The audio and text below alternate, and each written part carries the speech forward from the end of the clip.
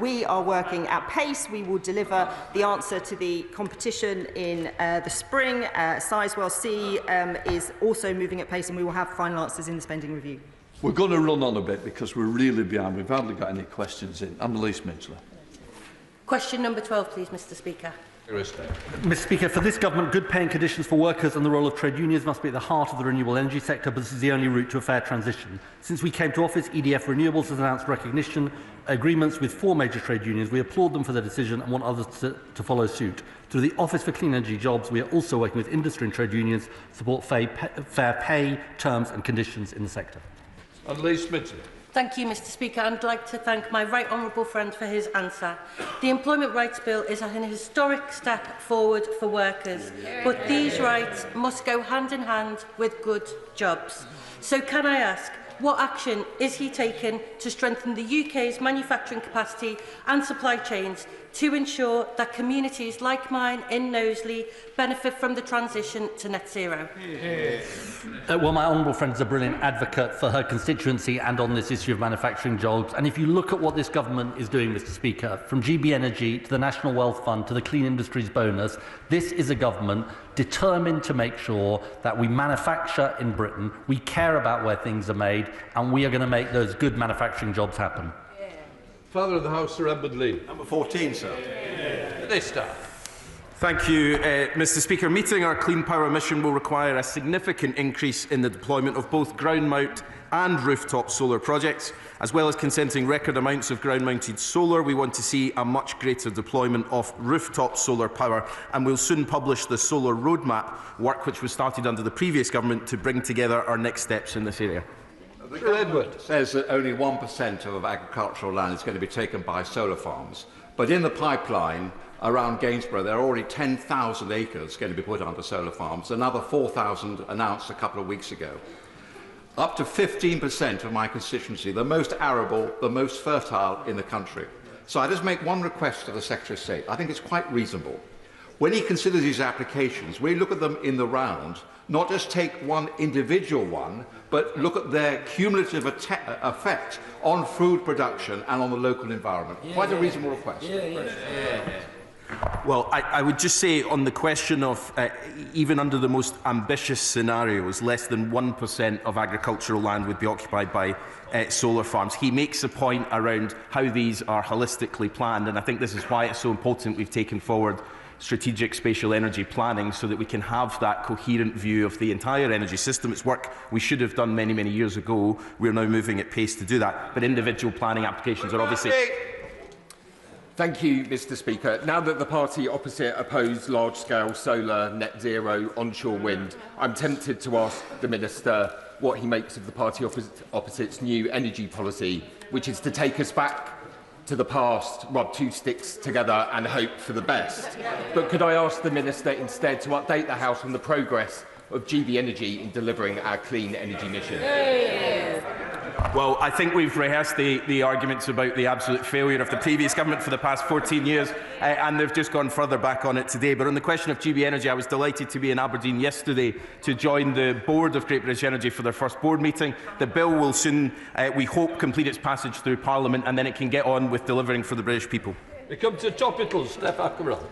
Thanks, Mr. Speaker. Mr. Speaker, Britain is 1% of global climate emissions. China is the world's largest emitter. Yet no UK Energy Secretary has visited in 8 years to make the case for why China needs to do more. That's why I've been in Beijing making the case for climate action, because engagement, not negligence, is what fighting for Britain looks like. On climate, as on so much else, this government believes that Britain can only protect our national interest by engaging on the international stage. Steph Ackerell. Thank you, Mr. Speaker. The Bacton Energy Hub in my constituency is undergoing a green transition, which I support because I believe in protecting our natural environment and boosting our economy through net zero, 2 things the Conservatives seem to have abandoned. Green hydrogen at Bacton needs wind power to be brought in from the coast. Will the Secretary of State help make this happen, and will he visit Bacton with me in person to see the potential for himself? Well, this, among many others, is a very, very important potential project, and I think the honourable gentleman is right to make the case for it. Green hydrogen is absolutely part of our energy mix in the future. Rinder Singh Johnson. Thank you, Mr. Speaker. I welcome the government's commitment to nuclear energy. I recently met with representatives of Nucleo, a company developing small modular reactors using lead-cooled fast reactor technology, using depleted uranium and plutonium, materials that we have an abundance of as current waste materials from our existing nuclear programme. Can the Secretary of State detail what he's doing to ensure that the industrial strategy takes account of all aspects of the nuclear jigsaw, including the wide variety of technologies on offer?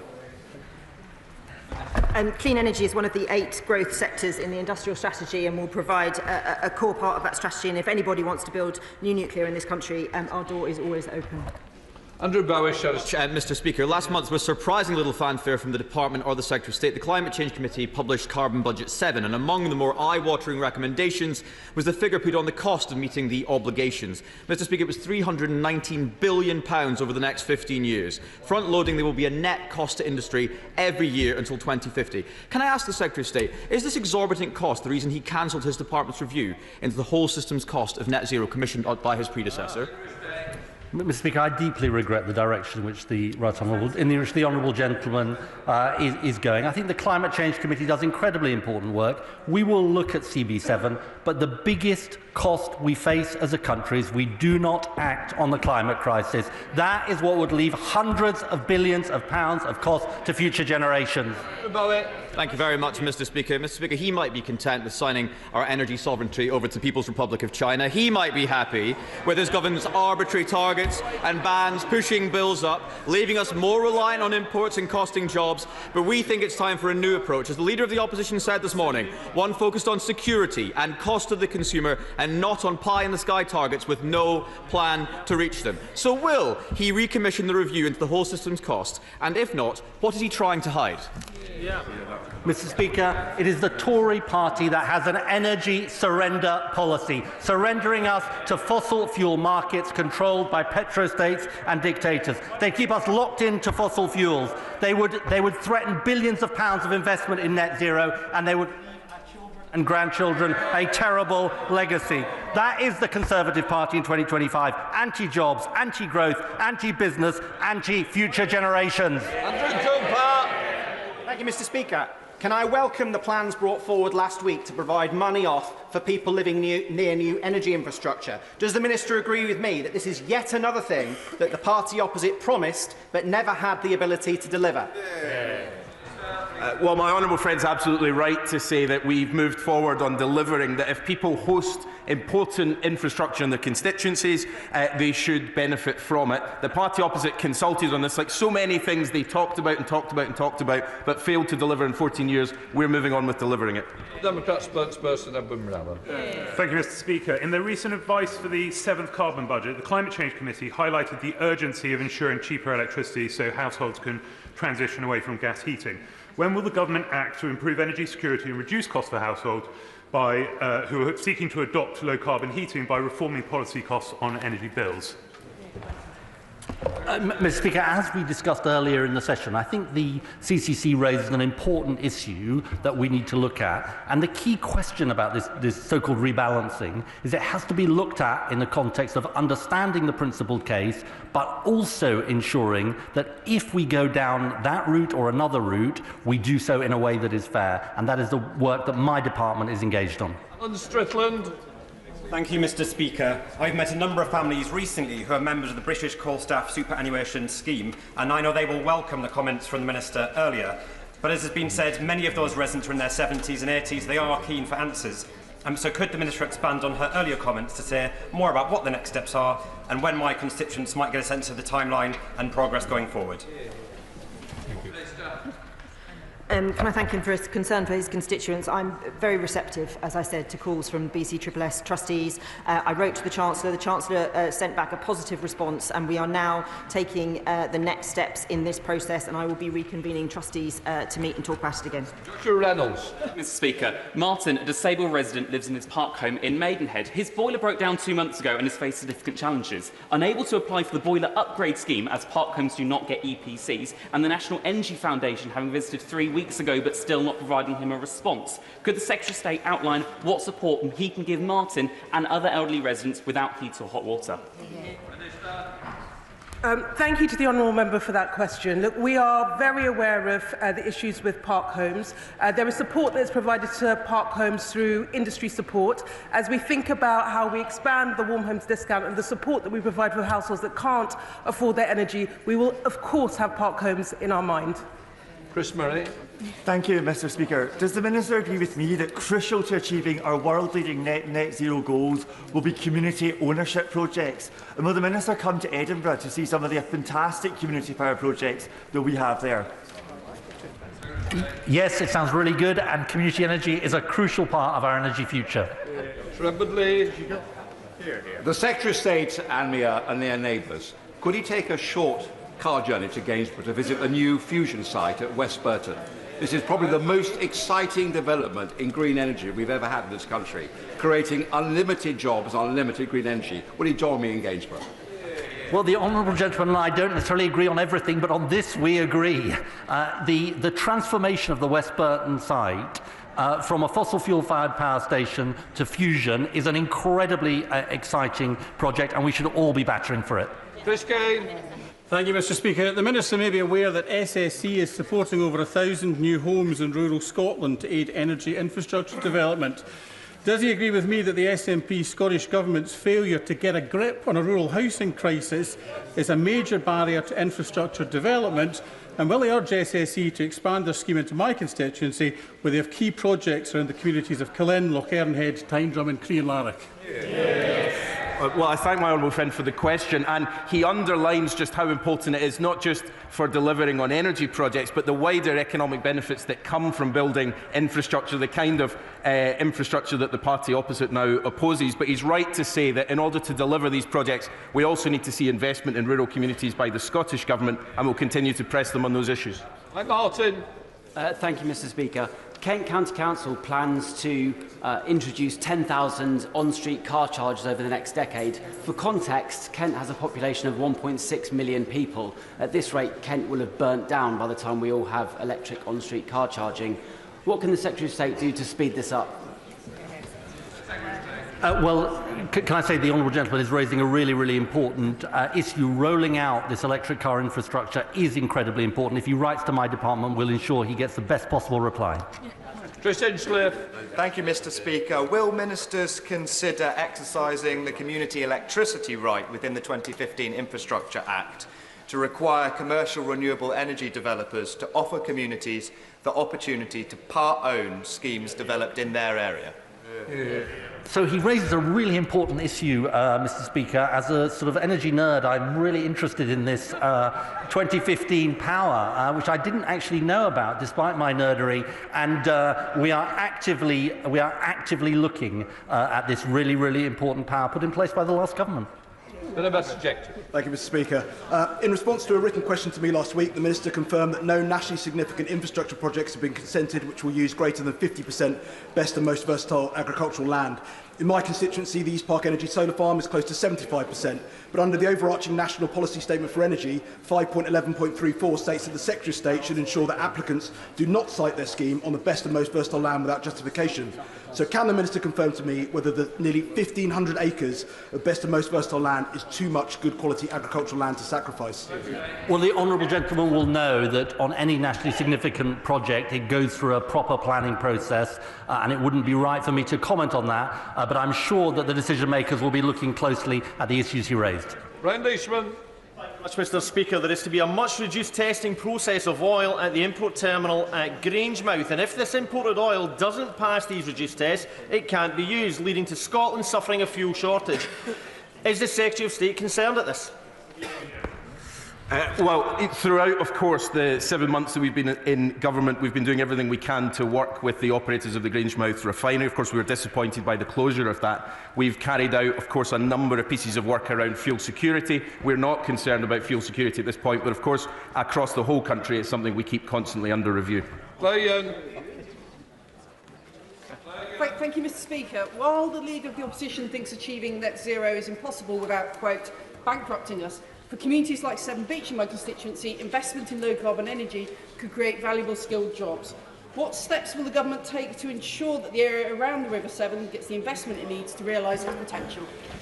The Honourable Lady is absolutely right. The opposition is off to the wacky races, frankly. Mr. Speaker, when it comes to net zero, we on this side know, and this government knows the truth, that net zero is the economic opportunity of the 21st century, and under this government we will seize it.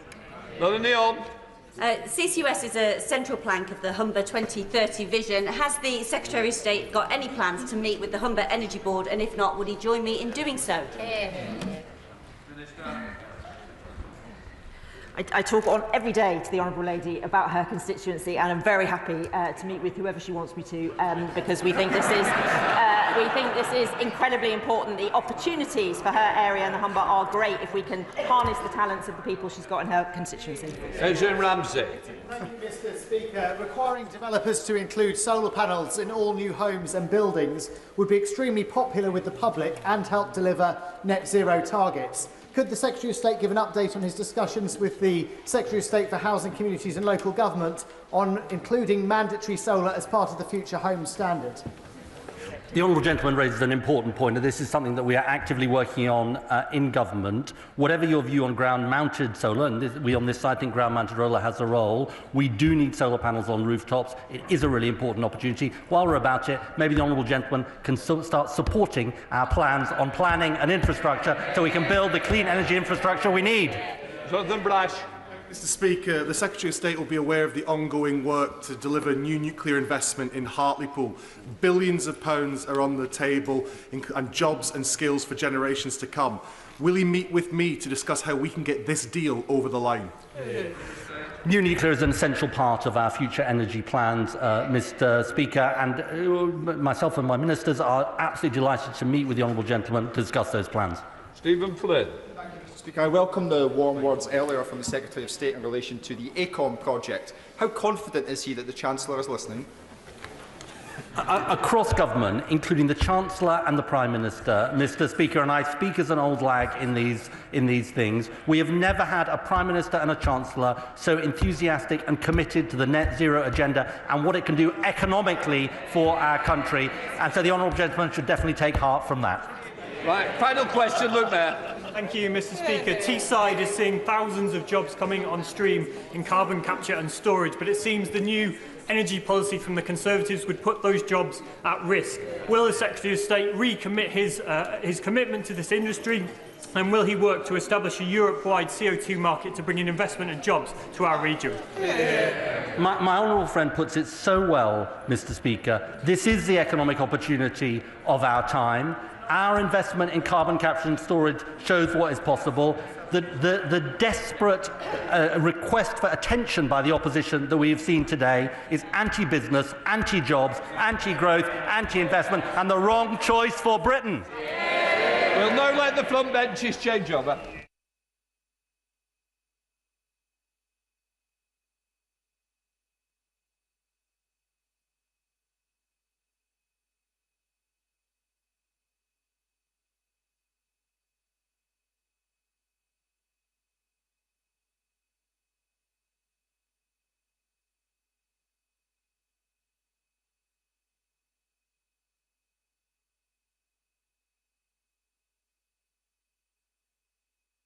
We continue proceedings. I'd like to pay tribute to John Parry Hemingway, the last surviving Battle of Britain pilot, who died yesterday at the age of 105. Mr. Hemingway was a teenager when he joined the RAF during the Second World War.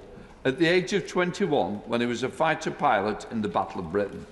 A 3-month air campaign in 1940 to protect the southern part of England and British shipping from large-scale assault by the Luftwaffe.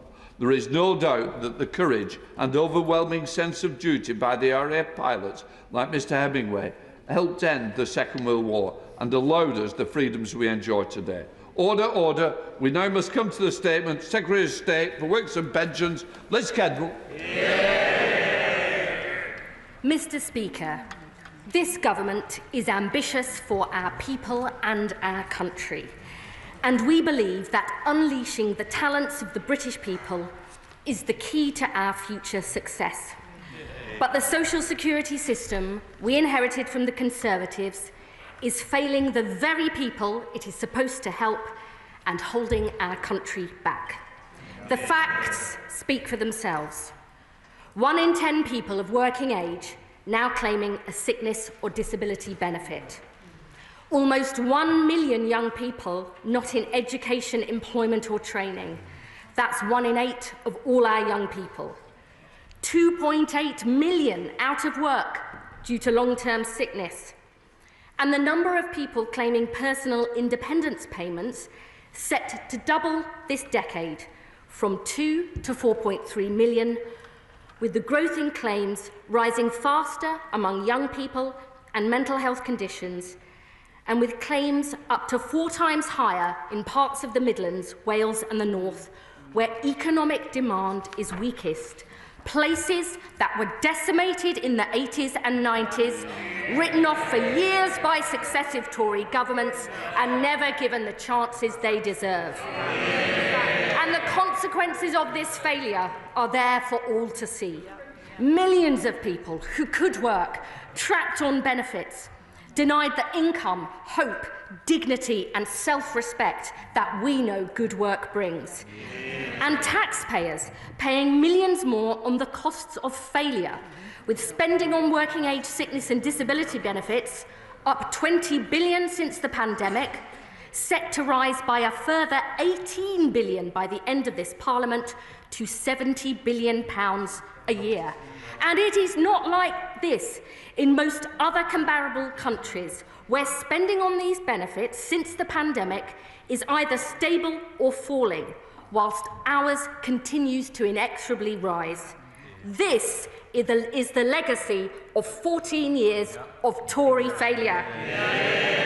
And today, Mr. Speaker, we say no more.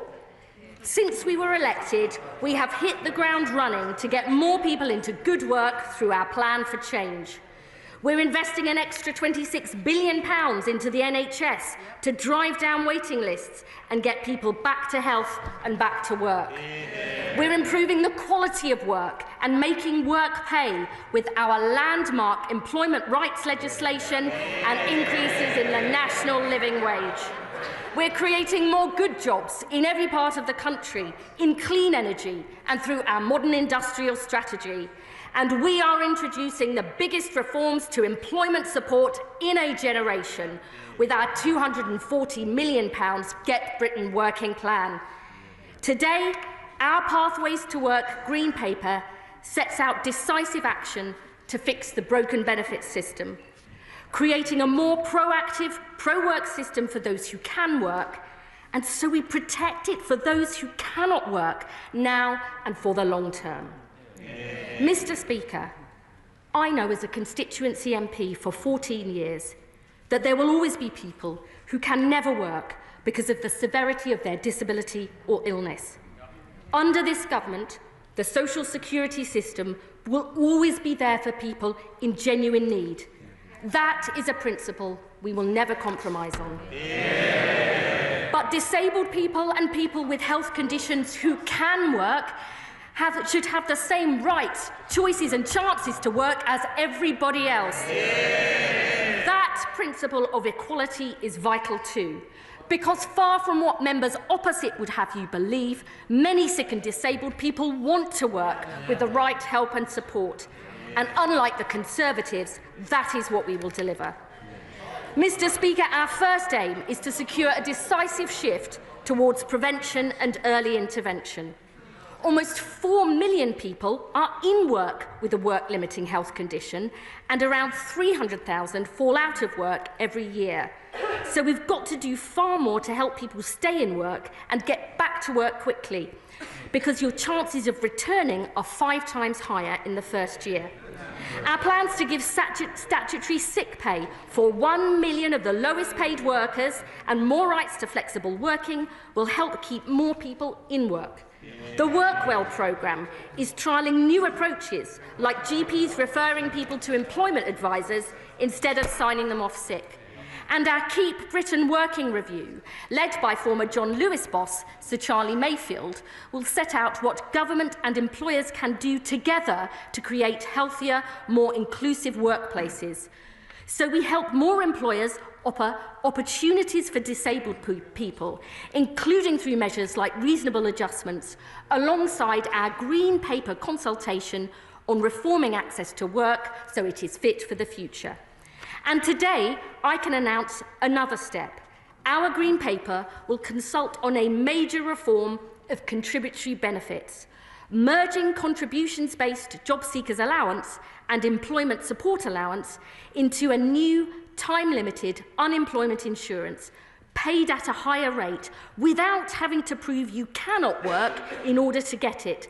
So if you have paid into the system, you'll get stronger income protection while we help you get back on track. Our second objective is to restore trust and fairness in the benefits system by fixing the broken assessment process and tackling the perverse incentives that drive people into welfare dependency. Now, members on this side of the House have long argued that the work capability assessment is not fit for purpose. Going through the WCA is complex, time-consuming and often stressful for claimants, especially if they also have to go through the PIP assessment. And more fundamentally, it's based on a binary can-can't work divide, when we know the truth is that many people's physical and mental health conditions fluctuate. The consultation on the Conservatives' discredited WCA proposals was ruled unlawful by the courts.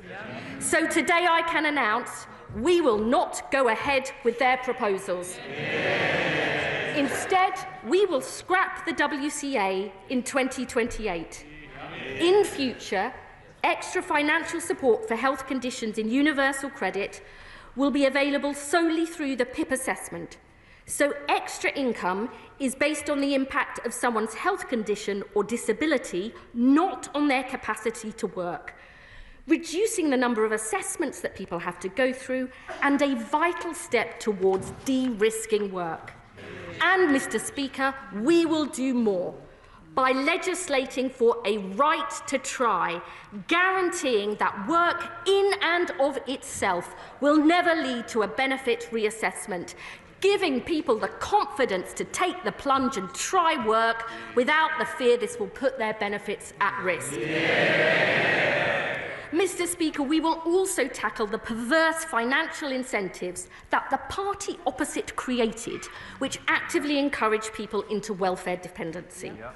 The Tories ran down the value of the Universal Credit Standard Allowance. As a result, the health top-up is now worth double the standard allowance at more than £400 a month. And in 2017, they took away extra financial help for the group of people who could prepare for work. So we're left with a binary assessment of can or can't work and a clear financial incentive to define yourself as incapable of work, something the OBR, IFS and others say is a likely factor driving people onto incapacity benefits. Today, we tackle this problem head-on. We will legislate to rebalance the payments in universal credit from April next year, holding the value of the health top-up fixed in cash terms for existing claimants and reducing it for new claimants, with an additional premium for people with severe lifelong conditions that mean that they will never work, to give them the financial security they deserve. And alongside this, Mr. Speaker, we will bring in a permanent, above-inflation rise to the standard allowance in universal credit for the first time ever. A £775 annual increase in cash terms by 2029-30, and a decisive step to tackle the perverse incentives in the system. We will also fix the failing system of reassessments. The Conservatives failed to switch reassessments back on after the pandemic. So they're down by more than 2/3, with face-to-face assessments going from 7 in 10 to only 1 in 10. We will turn these reassessments back on at scale and shift the focus back to doing more face-to-face. And we will ensure they are recorded as standard to give confidence to claimants and taxpayers that they're being done properly. And, Mr. Speaker, I can also announce for people on universal credit with the most severe disabilities and health conditions that will never improve, we want to ensure that they are never reassessed to give them the confidence and dignity they deserve.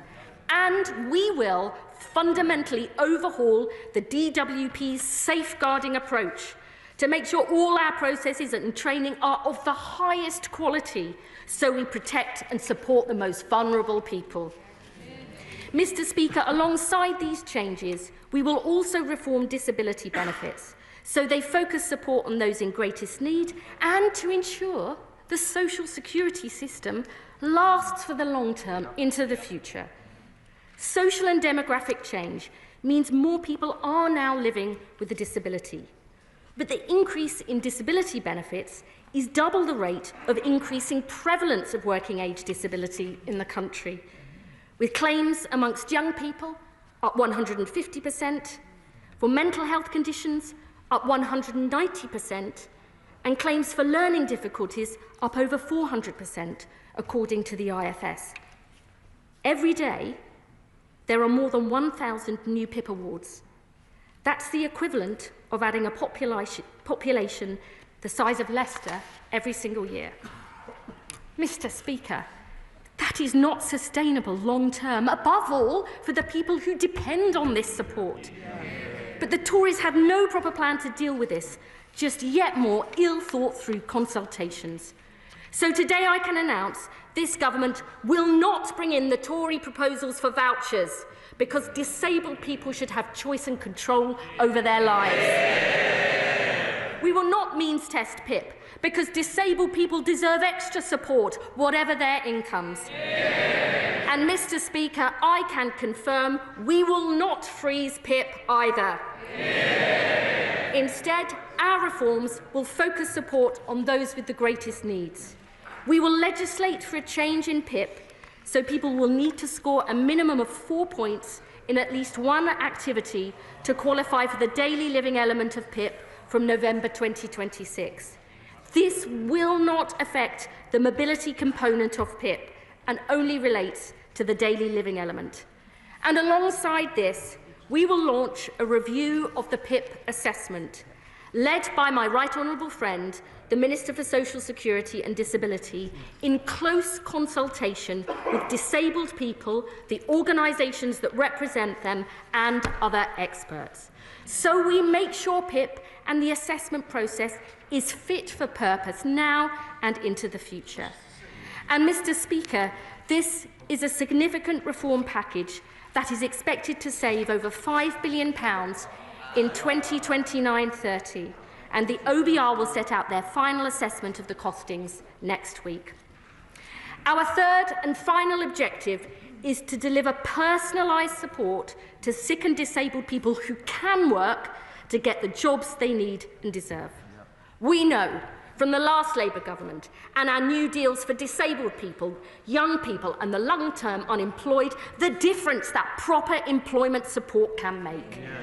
And more recent evidence from the Work Choice programme and additional work coach time shows support can make a significant difference in the number of people getting work, keeping work and improving their mental health and well-being too. This Labour government believes that an active state can transform people's lives. We know this because we have done it before. So today I can announce we will invest an additional £1 billion a year for employment support with the aim of guaranteeing high-quality, tailored and personalised support to help people on a pathway to work. The largest ever investment in opportunities to work for sick and disabled people.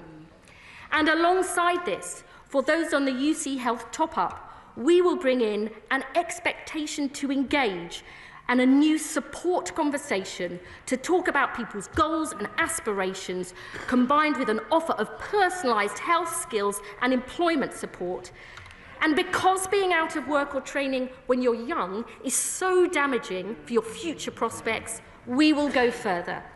In addition to funding our youth guarantee through the £240 million Get Britain working plan, we will consult on delaying access to the health top-up in universal credit until someone is aged 22, with the savings reinvested into work support and training opportunities, so every young person is earning or learning and on a pathway to success. Yeah. Mr. Speaker, the Conservatives left a broken benefit system that's failing the people who depend on it and our country as a whole. The status quo is unacceptable, but it is not inevitable. We were elected on a mandate for change, to end the sticking plaster approach and tackle the root causes of problems in this country that have been ignored for too long. Because we believe in the value and potential of every single person, that we all have something positive to contribute and can make a difference, whether that's in paid work, in our families or communities, alongside our neighbours and friends. We will unleash this potential in every corner of the land, because we are as ambitious for the British people as they are for themselves. Today we take decisive action, and I commend this statement to the House. Shadow Secretary of State Helen Whately. Thank you, Mr. Speaker, and I thank the Right Honourable Lady for advance sight of her statement. She and I agree on one thing: the welfare bill is too high. Left unchecked, it will rise to $100 billion by the end of the decade.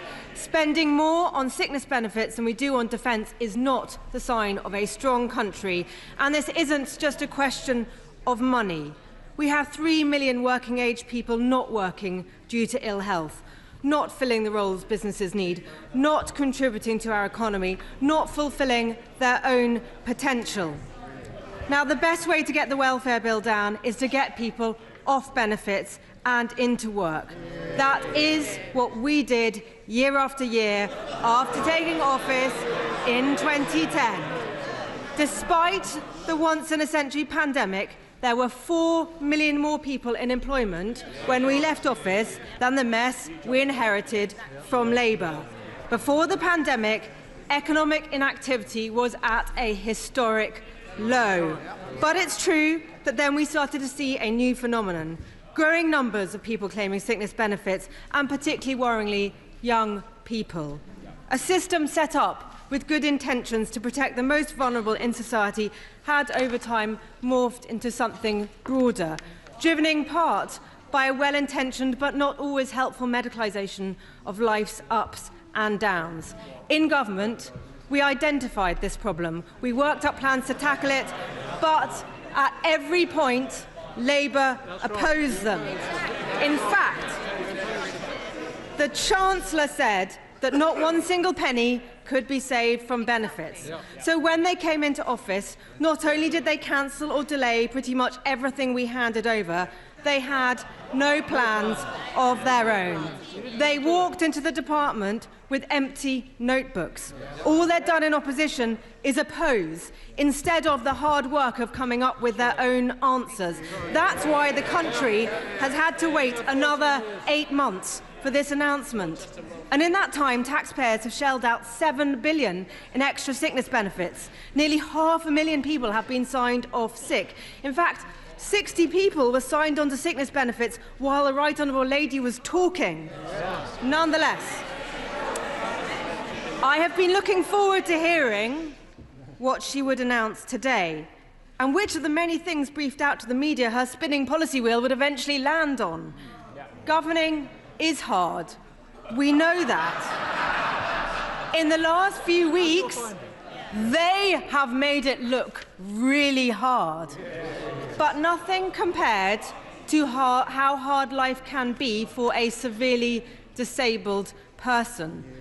Somebody for whom getting up, getting dressed, getting breakfast, things most of us here found easy to do this morning, they find hard, if not impossible. For some people, the last few weeks has been deeply frightening.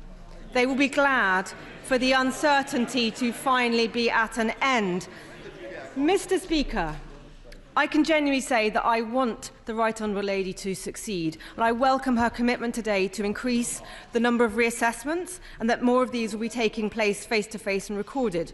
I welcome the investment in employment support for disabled people.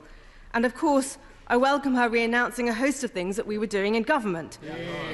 Scrapping the work capability assessment and creating a single assessment. That is already government policy, due to come in 2026-27. Her big idea seems to be to delay this until 2028. Merging New Style JSA and ESA into a new time-limited higher rate, a proposal we worked up in government. Tightening up eligibility for PIP, a consultation we launched, and by the way, would have gone much further on. Ending reassessments for people whose health conditions won't improve, we consulted on. Their right to try guarantee sounds remarkably similar to our chance to work guarantee. And of course, her continued support for Workwell, a programme I launched with the now Shadow Chancellor. In fact, the only original idea I can see in their entire announcement is increasing the rate of unemployment benefits. A Labour policy, if ever I heard one. Mr. Speaker, this is a now or never chance to seize the moment, a now or never for millions of people who will otherwise be signed off for what could end up being a lifetime on benefits. But this announcement today leaves me with more questions than answers. How many people will this help back into work? By when? Surely we haven't been waiting 8 months just for another green paper. Where is the Fitnote reform crucial to stem the flow of people onto benefits? Where is the action on people being signed off sick for the everyday ups and downs of life? Why is she only planning to save $5 billion when the bill is forecast to rise to over $100 billion? And do the savings she's announcing today include the $5 billion savings we had already agreed with the OBR for reforming the work capability assessment? Because if so, she has made virtually no savings of her own. What is the saving net of the additional expenditure planned? Fundamentally, this is too little, too late. The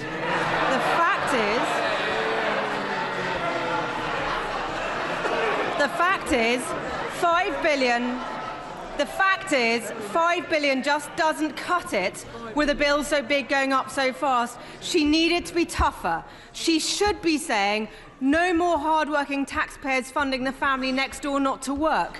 No more free top-of-the-range cars for people who don't need them. No more sickfluencers helping people to claim money they don't need. And now, before the Right Honourable Lady puts on her angry voice and leans across the dispatch box to shout at me about 14 years, can I gently say to her that everybody in this chamber and around the country knows that we lost and they won, and now her job is to govern, and it is my job to hold her to account. Our country needs everybody who can work to work. This principle should be at the heart of our welfare system. It is good for the taxpayer, good for the economy, good for the individual and their family who benefit from the security, dignity and purpose that work brings.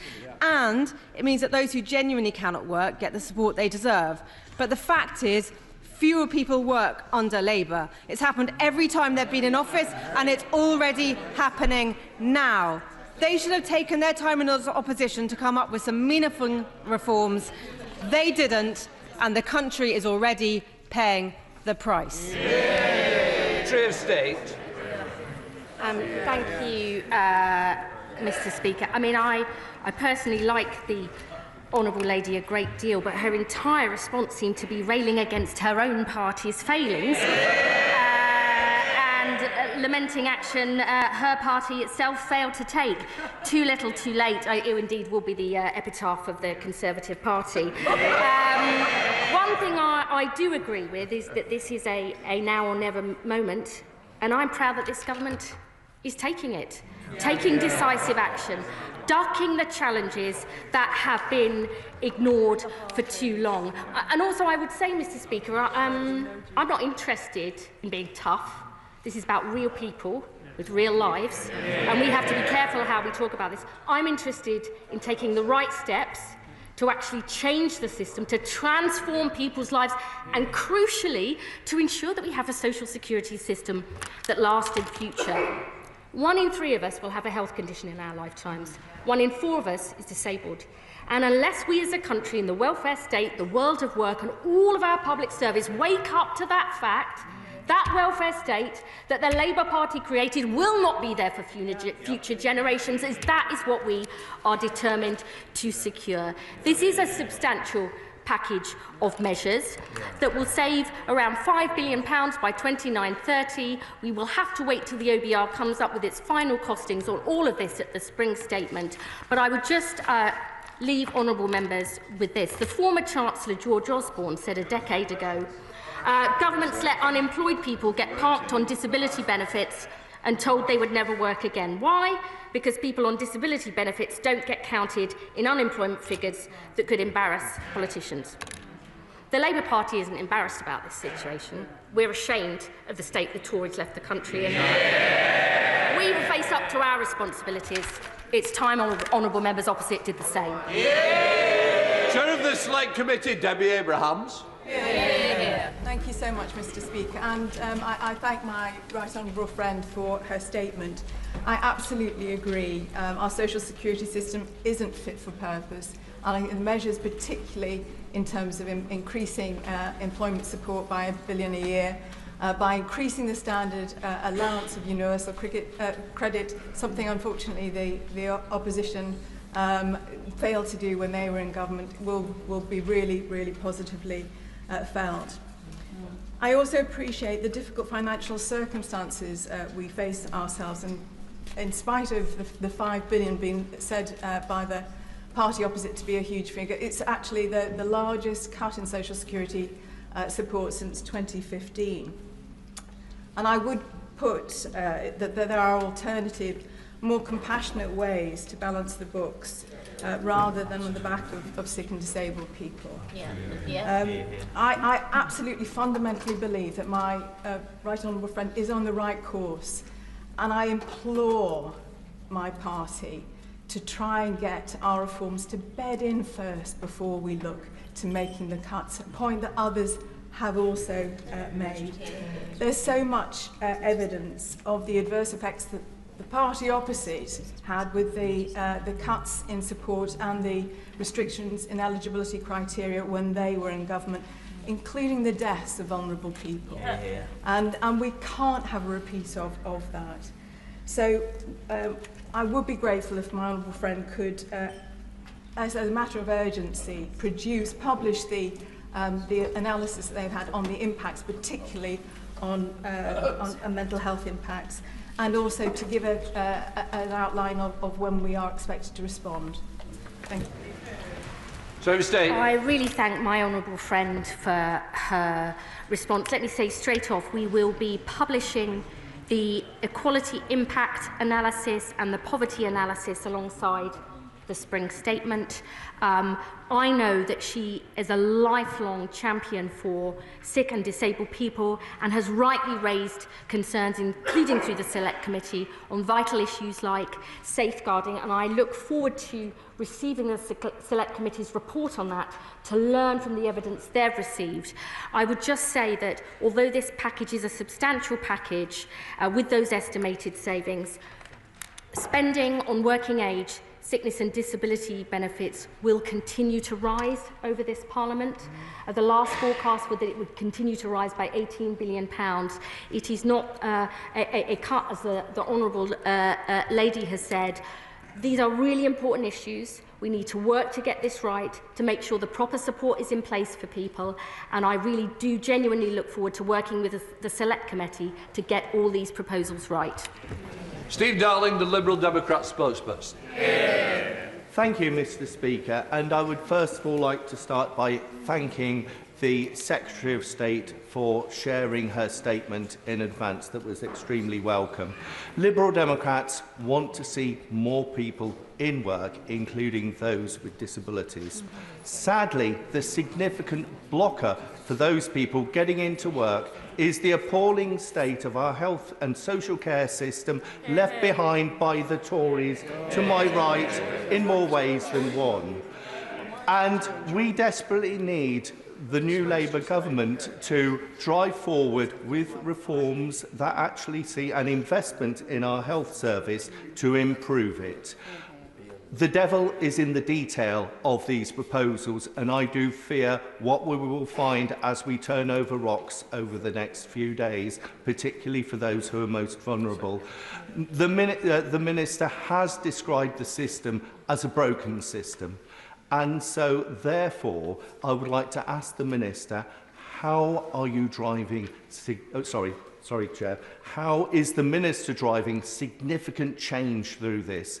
I fear that this is just tinkering around the edges where we need to see real culture change within the DWP. And also, Mr. Chair, investment in our NHS is absolutely more essential. I actually agree with the honourable gentleman. We do need extra investment in the NHS and to overhaul the culture of the DWP, and that is precisely what we are doing. We are investing an additional £26 billion into the NHS, an extra £172 million into the Disabled Facilities Grant to help disabled people live independently, £3.7 billion into social care, because that's such an important issue. We do need a decisive cultural shift in the DWP. That's why our Get Britain working plans have announced proposals to overhaul job centres. And we've also said today we need to have a fundamental look at our safeguarding approach. And I would also say this, our Pathways to Work employment support programme genuinely is that, because for some people, getting out of the house is an achievement. For others, going along to a community group, maybe doing voluntary action, getting skills, that is what we mean. And we will work closely, not only with the NHS and my right honourable friend and social care, but also voluntary organisations who have such a vital role to help people on a pathway to success. Dave McHillier. Mr. Speaker, and I welcome my right honourable friend's commitment to making sure that no one is on the scrap heap when it comes to working, that everyone will get the support that they need. I note that she's consulting on delaying access to the health top-up in universal credit until someone is aged 22, and would be grateful if she could explain the rationale for that age and what savings she expects to make if that consultation goes forward.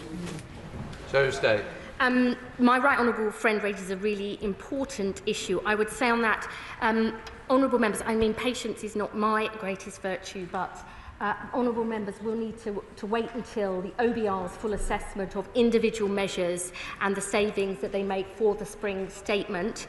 And also on the delaying access to the health top-up for those under 22, there will be a specific exemption for those who are never able to work because their disability is so severe. But this is all about matching it with our youth guarantee, announced in the Get Britain working plan, to make sure every young person is earning or learning. Because if you are not in education, employment or training when you are young, the impact can be lifelong and scarring for your health, job prospects and earnings. And so we have got to put that right. Esther McVeigh. Thank you, Mr. Speaker. How precisely will these benefit cuts be realised, given this government's anti-business budget, which has seen businesses close at the fastest rate since Labour was last in office, and of those still standing, 30% are planning to cut staff to cope with the increase in the employer's national insurance contribution? Where are the jobs? We know Labour is the party of the magic money tree. Is Labour now the party of the magic jobs tree too? I mean, the only party that believes in magic money is members opposite, who wrote a cheque that they couldn't pay. And I would say to the honourable lady, unlike members opposite, we believe good work and good rights at work actually is of benefit to businesses, because the best businesses know it helps retain people and reduce the costs of recruitment. We are overhauling our approach with employers in the DWP, because only 1 in 6 ever uses a job centre to recruit. We want to have a single account manager for all businesses.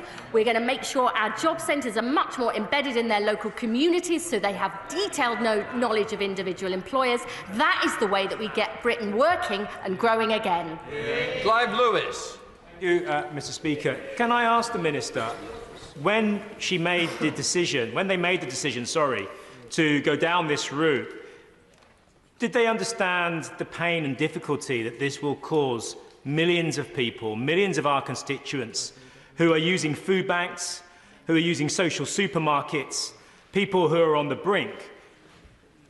this £5 billion cut is going to impact them more than I think her department is giving credit for. And I would like her department to be able to look my constituents in the eye when I go back to them to tell them that this is going to work for them, because as things stand, my constituents, my friends, my family are very angry about this, and they do not think this is the kind of action that a Labour government takes. I have great respect for my honourable friend, but let me just say this to him. I've spent years chairing Feeding Leicester, the programme to end hunger in my city. And I know that I can look my constituents in the eye and say to them, I know that getting more people into better paid jobs is the key to their future success. I know dealing with their mental health problems, which we know are so prevalent, is absolutely essential. We, the Labour Party, believe that if you can work, we will give you the help to get back on your feet, because that is the long-term route to tackling poverty, tackling inequality, which is what this Labour Party is all about. Caroline Down. Thank you very much, Mr. Speaker. Like the Honourable Lady, I was also elected in 2010, and I need to tell her that our recollections differ. Because when I came into this role after 13 years of Labour government, 7.5% of the young people in the Gosport constituency were not in education, employment or training. That was a number that was down to 3% by last year.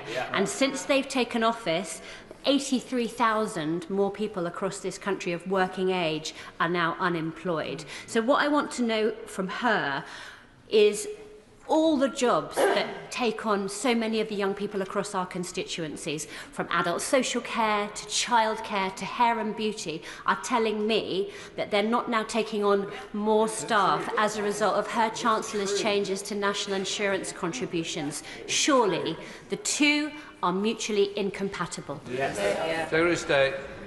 I would say to the honourable lady, unless we cut waiting times and waiting lists in the NHS so people can get back to health and back to work. That is the reason that we are investing an extra £26 billion into the NHS, and many employers have said to me that they are deeply concerned about that. And we are precisely dealing with those key sectors, health and social care, construction, all those areas where people want people with the skills to get jobs. We are overhauling our approach in DWP, setting up sector work-based academy programmes specifically tailored to employers' needs. I know there's more we need to do to work with employers to help them get people back into work, and that is what this government will deliver. Dr. Bree-Timble. Thank you, Mr. Speaker. After 14 years of Conservative failure, there's a 29% employment gap and a 17% pay gap for disabled people in this country.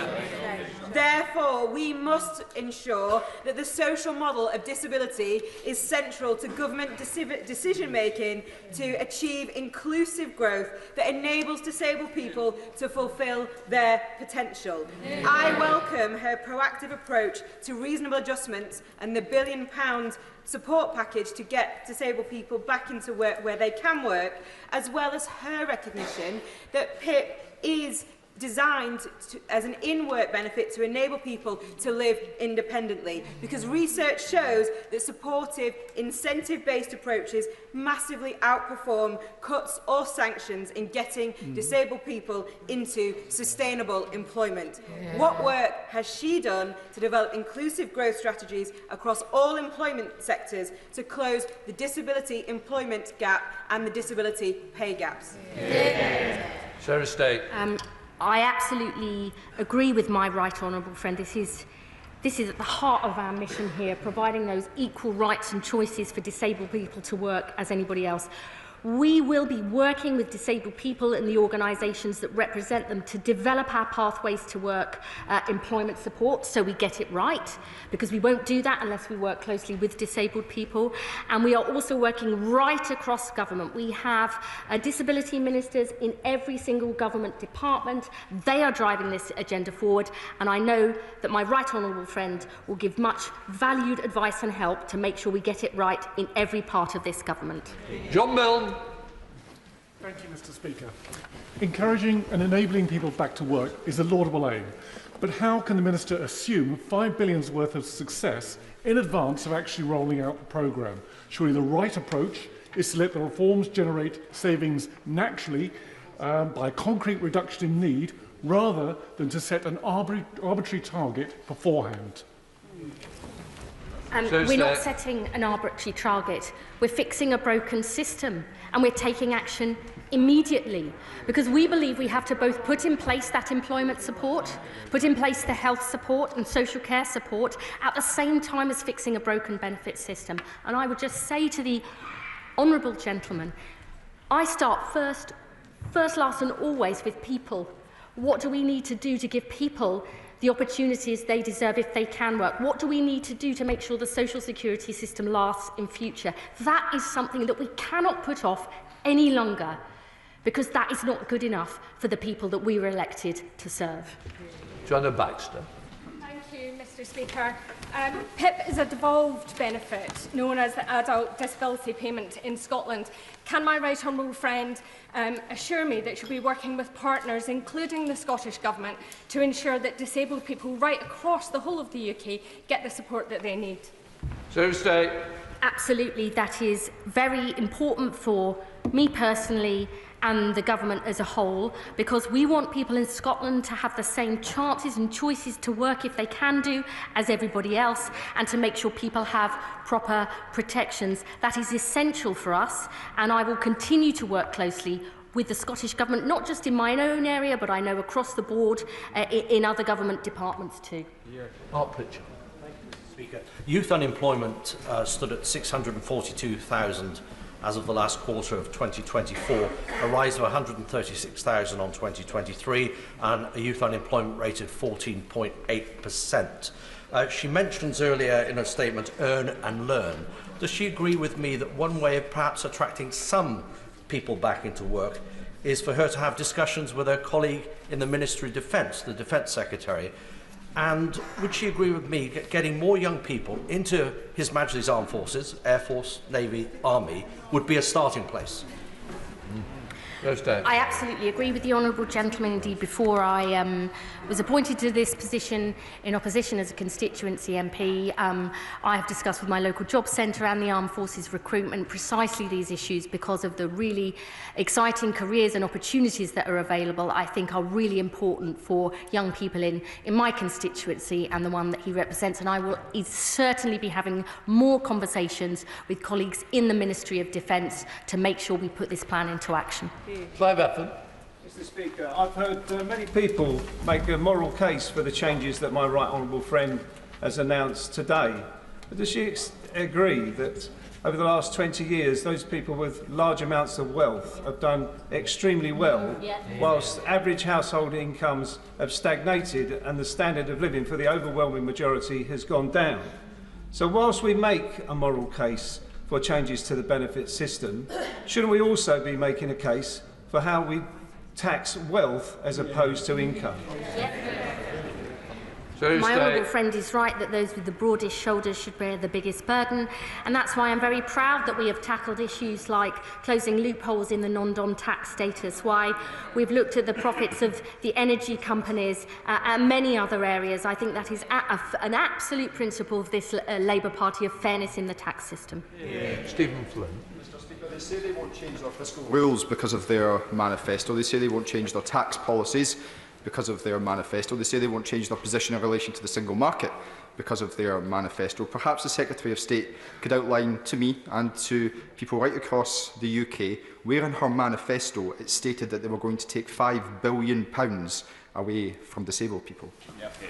I'm very happy to send a highlighted version of our manifesto to the honourable gentleman, where we said we would reform or replace the WCA. We said we'd make sure we dealt with backlogs in access to work. We said we'd make work pay. We said we'd invest more in the NHS. We said we'd improve employment rights. We said we'd create jobs in every part of the country. I'm very proud we're delivering on it. I just asked the honourable gentleman to take a look at what's happening in Scotland and their record there, because there's probably more they could do. Jill German. Thank you, Mr. Speaker. I'm delighted to hear my right honourable friend announce additional investment for high-quality, tailored and personalised support to help people on a pathway to work, and the recognition that for so many it is indeed a pathway. and not just a series of referrals that just lead back to square one. So can my right honourable friend assure me that joint working with local support services like those in Clwyd North, already doing great work, will form part of this so a truly local, person-centred approach can be achieved? Yes. We won't get this right unless we draw on the huge strengths of our voluntary and community organisations. You know, I have never believed that there are hard-to-reach groups. It's just we need to change what we do.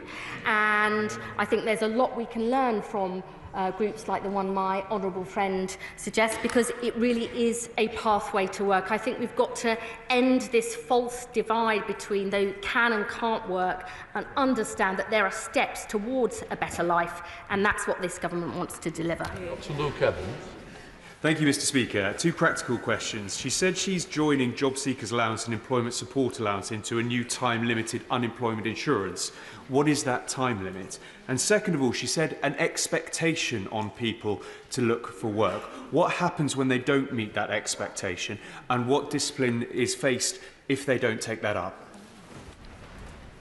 The time limit is one of the things we're consulting on in the Green Paper, and I look forward to hearing his views about that. And in terms of the expectation to engage, it's actually very interesting when we have started to free up our work coach time, actually offer support on the phone, in person. Many people have come forward because we're trying to change the culture of that. Actually, I mean, the Conservatives always leap straight to a position where people refuse to get involved. Actually, we've got to change the culture.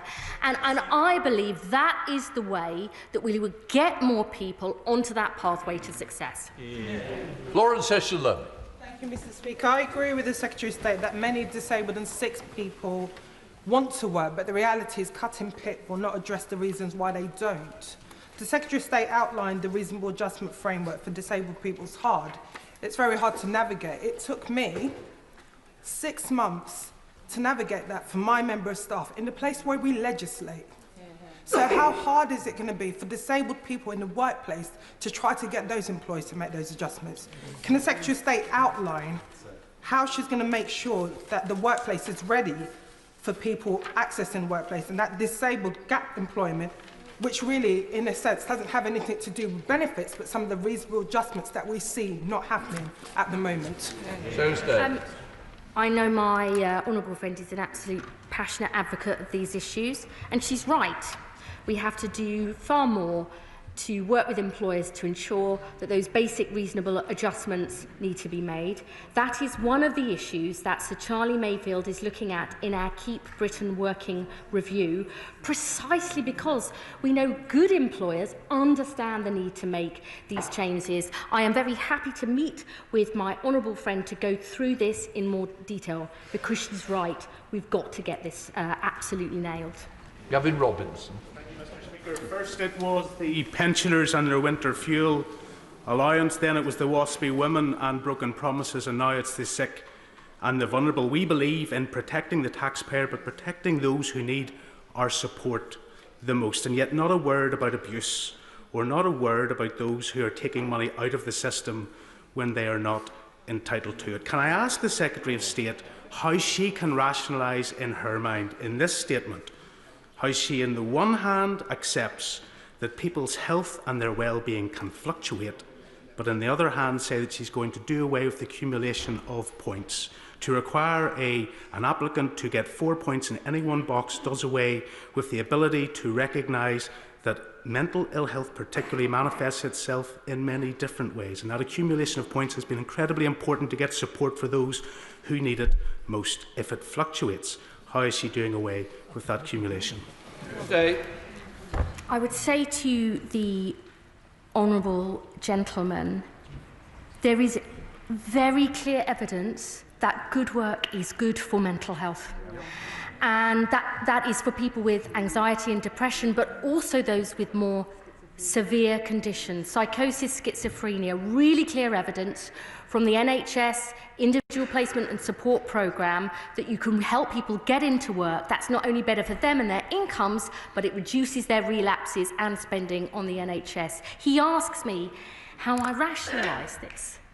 It's because I am not prepared to accept a system that is miserable for people, that traps them in poverty, that denies people the chances and support they deserve. And I am also not prepared to accept an inexorable rise in the cost of spending, much of which is on the cost of failure, precisely because I want to ensure the social security system lasts for the long term. Sarah Owen. Mr. Speaker, I think all of us on this side of the House at least understand the scale of the financial bin fire left by the previous government.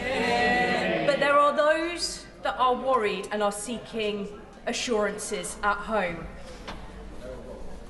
Of the 1 million people potentially losing disability support, what guarantees can my right honourable friend give that those that are unable to feed or toilet themselves will not lose out in personal care? And of the 1 million who can and do want to work, of course we welcome that £1 billion extra support. But how is this government going to hold uncooperative employers' feet to the fire in giving disabled people an equal chance of employment and career success? Thursday. I agree with my honourable friend. I know people are worried and concerned. And that is a really important issue. It's why I disagreed with the opposition spokesman saying we need to be tough. I'm not interested in that. This is real people and real lives. And I would say that the changes in PIP are not coming in immediately. They will be from November 2026 for new claimants. Those with severe conditions who will never work will be protected. If people do have a reassessment, it will be done by a fully trained assessor or a healthcare professional based on their individual needs. And in order to ensure there is greater confidence in those assessors and the decisions that are being taken, we will overhaul our safeguarding and training, and we will record those assessments as a standard, because that is absolutely essential. So Desmond Sway. Speaker, because working is so beneficial to mental health, will she require claimants to undertake socially useful work in order to retain their benefits? Sarah State. No. Gives you the flexibility. There's only a few. Neil Coyle. Neil Coyle. Can I thank the Secretary of State for listening to disabled people and their organisations on ending the needless, wasteful and extremely expensive repeat reassessments for those with progressive conditions. I hope it's being welcomed by those who've campaigned for that for many years. But can I ask if the Green Paper plans will include tackling the disincentives to work for disabled people and others in supported housing that mean working more than 15 hours a week can actually result in financial penalties in a system not just ignored by the party opposite, but put in place by the two parties opposite in coalition when they fumbled the universal credit introduction? Will this government fix those tax allowances to ensure that work always pays, including for disabled people in supported housing? My right honourable friend, the Minister for Social Security and Disability, is looking at that, and I am sure he will discuss these issues with my honourable friend if he would like that. John Barry. Thank you, Mr. Speaker. I've heard nothing today that shows the government has yet listened to disabled people. Any changes to PIP should have been co-produced, but we have this week 25 disabled people's groups and charities writing to ministers begging to be included and not as an afterthought. Can the Secretary of State explain why disabled people are feeling so disregarded and scapegoated, and why impoverishing them to the tune of £5 billion is a higher priority than a simple wealth tax? Hear, hear. Thursday. I mean, I think many disabled people did feel disregarded and ignored under the Conservative government. And I would say to her that on many, not all, but many aspects of what I've announced today, we will be working with disabled people and the organisations that represent them. And if she has particular issues and concerns that she would like to raise, I would be very, very happy to her if she would like to write for me or meet myself or the Minister for Social Security and Disability. Mike Donald. Mr. Speaker, you know that